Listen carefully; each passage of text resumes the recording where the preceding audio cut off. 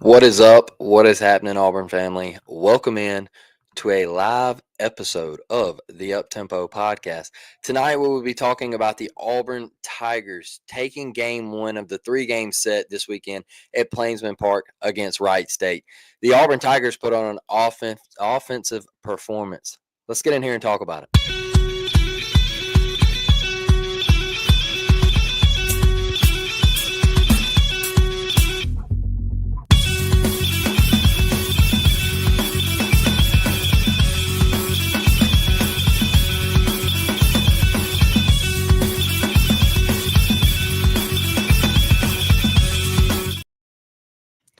What is up? What is up? What is up, Auburn family? How are we doing tonight? I know this is a spur of the moment live show, but we're talking a little baseball tonight, and we're really starting to get kicked up with the baseball content, right? I will have a member pod for you guys this weekend. I'll be looking over some swings and stuff. I was really impressed today, man. Bub Terrell. I'll talk about him a little bit later, and even guys like Eric Snow. I mean, he's been moved around the lineup, been moved all over the field. He's played second, short, third. Eric Guevara, he's out right now. That'll be a big addition coming back. We'll talk about that a little bit as well. But look, I was extremely impressed with the way Auburn pitched today. Sam Dutton was phenomenal, and the bullpen has been great, right? I think coming into the year, we were all really, really worried about the pitching. Like, could Auburn avoid that one inning? And the Holy Cross loss, it stung, right? It hurt. But that's baseball, y'all. That's baseball. You're going to lose games like that. It's going to happen. There's no way to avoid it, right? I think this team picked up a lot of steam with that Troy win to battle back. You jump out, you get ahead, and then you lose it. You had that one inning that you couldn't avoid last year, but you battled back and you found a way to win with an Ike Irish walk-off, and then things weren't going so great against North Alabama the other night. You turn around, you beat Troy Tuesday, you're coming off that high. Things weren't going great Wednesday against North Alabama, and you find a way to win that game.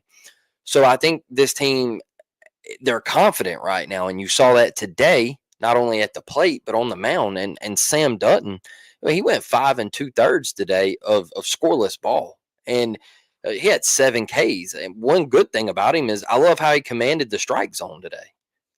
He was throwing strikes, and good things happen when you throw strikes. And my thing in baseball is I would rather us get beat by a team just flat out hitting the baseball.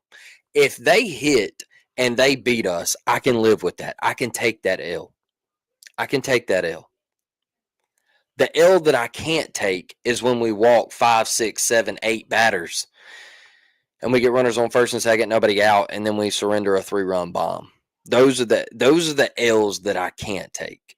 And I thought Sam Dutton had great control of the fastball today. I thought the off speed was phenomenal. The slider, he went to it often. It was great all day long. He even showed that 12-6 a couple of times, and I thought he had a lot of command over that right there. So was very impressed by Sam Dutton. I think he is legitimately working himself as a key contributor to the Auburn Tigers baseball team this year. And this is a guy that we know he's got the talent, right?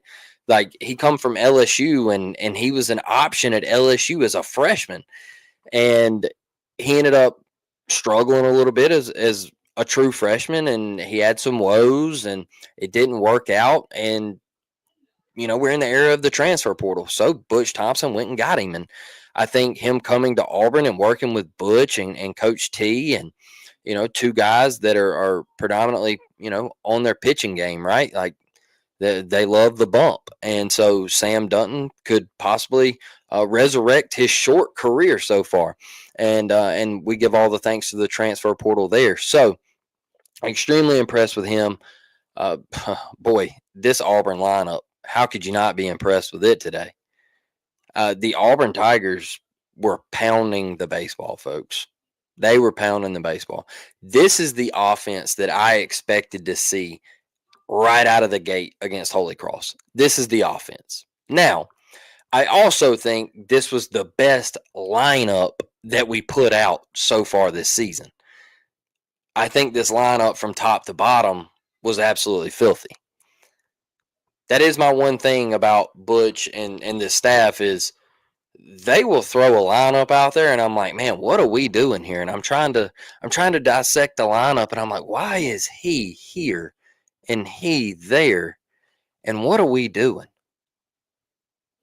But today, when I saw this lineup, I said, oh boy, they mean business here. And I get, like, look, they know way more baseball than I do. All right. But I just all the maneuvering and this guy, he goes 3 for 4 this game, and the next game he's on the bench. Like, I don't know, it just it weirds me out sometimes how our lineups change, and they're so just completely different from game to game. But this lineup meant business, and I'll read it off to you. It was leading off Eric Snow, who, y'all, if he keeps hitting, I don't know how you keep him out of the lineup. And I know EG and Eric Guevara, I know he's hurt right now. He's got the hamstring pull and all that, the strain, and he's going to be out for 2 to 3 weeks. But if Eric Snow keeps hitting the way he's hitting, you got to find a spot for him. You have to. Like, you can't keep a guy out of the lineup that is hitting like that. Cade Ballou in the 2-hole, another guy that he hasn't stopped all year at all. Like, kid he's fine and he's squaring balls up. Ike Irish in the 3-hole, he had a great AB today. He's slowly going to come out of his slump. He started the year off and he's been a little sluggish, but hey, he's one of the greatest hitters in Auburn history, man. And this guy won't stay down for long, and you could see the expression on his face today. I think Tanner said a little bit something about that in the game day group chat when Ike got that hit out to left. Cooper Mmurray in the 4-hole. I mean, come on. Him and Bub Terrell combined to go 6 for 8 today. Absolutely ridiculous. Cooper Mmurray hasn't stopped since he got to Auburn. Dude is just absolutely raked. He had the little mishap right there in the first inning at 1B, but then his very next at bat, he makes up for it. And that's just a leader, man. That's a leader. That's a guy you want on your baseball team. That's a guy that says, hey, one got by me. I got caught on a short hop. It happens. I'm going to get up here and make up for it. I think that was another great thing about Sam Dutton as well. You caught a little trouble in the first. You were in a jam, and you get a ground ball to Derek Fabian for a double play. I can't ask for much more out of him, man. That was great stuff. Last year, we probably would have given up 3 to 4 runs in that first inning. Derek Fabian in the 5-hole, can't say. I mean, this dude has been phenomenal since he's gotten to Auburn. This dude has been phenomenal. He can play anywhere on the infield. He can hit anywhere in the lineup. We just need that consistency. He got hot last year, then he went cold, then he kind of got hot again. We need him hot all year. We need him hot all year. And if he is, great things could happen for this team. And then Bub Terrell, the true freshman right fielder in the 6-hole. Y'all, Bub Terrell is loud and he's talented. And he can flat out rake the baseball. I didn't expect it to happen this quickly, for him showing out this quickly. Tanner did ask me. He said, "Blake, who do you think is going to be in the starting lineup?" I gave him my starting lineup, and he was like, "Wow, you think Bub Terrell is going to start?" I said, "Day one. Day one. Dude's a player." Now, I didn't know he was going to be coming out here and hitting bombs out to right center and just absolutely showing out, right? But I knew he was a special player, and boy, he's talented. He's talented. Those hands in the box are for real, y'all. Chris Rembert, another guy that I was a little disappointed he wasn't starting the first game of the year. I think Chris Rembert will continue to play. I think he will continue to start for the Auburn Tigers. The stick speaks for itself. He can play, another guy that can play any position. He can go out into the outfield and play if he has to. Chase Fralick has been exceptional behind the plate. He's a big stick. One thing about Chase Fralick, man, I was watching an AB today, and they played the shift. And one thing I loved about Chase Fralick is this guy's a catcher, y'all. He can play a little 3B, right? But he's not the fastest guy in the world. But he's a baseball player, all right? And he looks at the shift, and the third baseman was playing short, and he said, wow, they're giving me the third base line. So all I'm going to do is just try to base hit, bunt, just slap it over there. Bop. Let me get down to first. That's a hit. I thought that was great stuff. Even though it didn't work, he tried it. And you're always trying to work on your game, man. Another great thing I loved about Auburn today is you were up 8-0, and you were still squaring around the bunt, show bunt, try to work on your craft, try to work on your game. You know, some coaches, they find it disrespectful. I don't. I think you play to win the game. No matter what the score is, you continue to work on your craft and you continue to get better, because in SEC play, that is where it truly matters. That's where the big dogs are going to come out and they're going to be shown. So love Chase Fralick. I love the effort with him behind the plate. I think that gives you the ability to move Ike Irish into, let him play right in the midweek, DH on the weekends. Great stuff by Chase Fralick. And Bristol Carter in the 9-hole. I think this is a great addition. And look, you basically have two leadoffs right here. You got Bristol Carter in the 9-hole. I thought he did a great job today, trying to base hit bunt, show bunt. Another guy that he works the count. He takes a lot of pitches. I thought this was our best lineup of the year, y'all. I thought it was our best lineup of the year. I was extremely excited when I saw this lineup, and that is why you saw the offensive outburst from this team today. So, man, it was a good one. It was a good one. I tell you what, getting out of that jam in the first inning was absolutely huge.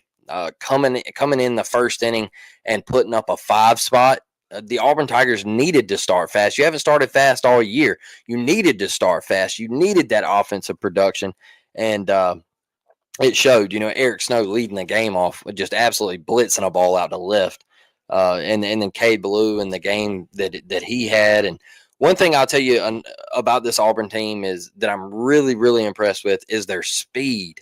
All right, how fast they are on the bags, man. This team can swipe bags. They're going to run. They're going to put guys in motion. You saw Eric Snow take off and Cade Ballou on the hit and run action. He bloops that one out into left field. That goes from first to third for Eric Snow. It's things like that, man, putting these guys in motion to try to swipe bags and things like move up an extra 90 feet for guys like Ike Irish, Cooper McMurray, Derek Fabian, Bub Terrell. And you can go on with Rembert and Fralick and all that, man. I mean, this lineup is absolutely stacked. And we're talented. We're talented. All right. We are talented. So I can't wait for tomorrow. I think Wright State, a lot of baseball casuals are going to look at Wright State and be like, oh, they're terrible. It's Wright State. Wright State is a predominantly, really, really solid baseball program that goes to the NCAA tournament quite often if you don't really follow college baseball. So Wright State, matter of fact, a couple years ago, they were beating Tennessee in their regional, and Tennessee had to hit a walk-off grand slam to take down Wright State that night. So I know a lot of people remember that iconic bat flip and all that. Yeah, so Wright State's been there, y'all. Like, this isn't a dead baseball program. They're talented. They swing it well, and they play fundamental baseball. So I was super impressed with Auburn, super impressed with the pitching staff, John Armstrong, all these guys, man. I just think this team is finally starting to show itself. I think this team is starting to find some life, and you're seeing the bats wake up. I was talking about in the game day group chat that sometimes in baseball, defense and pitching is always ahead of hitting. And, that happens to be the case a lot of times is even though you take live ABs all fall and in January and things like that, you're facing your guys a lot of those times. In fall, you play the couple scrimmages that you're allowed to play and all that, like we played Florida State in Pensacola. But for majority of the time, you're facing your guys. So that first crack that you get to face somebody else, it's different. It's different, right? And I think that's what you saw with Holy Cross is like we come out a little sluggish. It was the first series. We're facing somebody new, and it was just a little rocky. It was that first weekend, and now I think you're starting to find this Auburn team really catch its groove. Hopefully, EG can get back healthy, and and we get hot before we go to Arlington, Texas. Like, how cool is that? We're going to play Ohio State, Oregon State. That's going to be a hell of a matchup.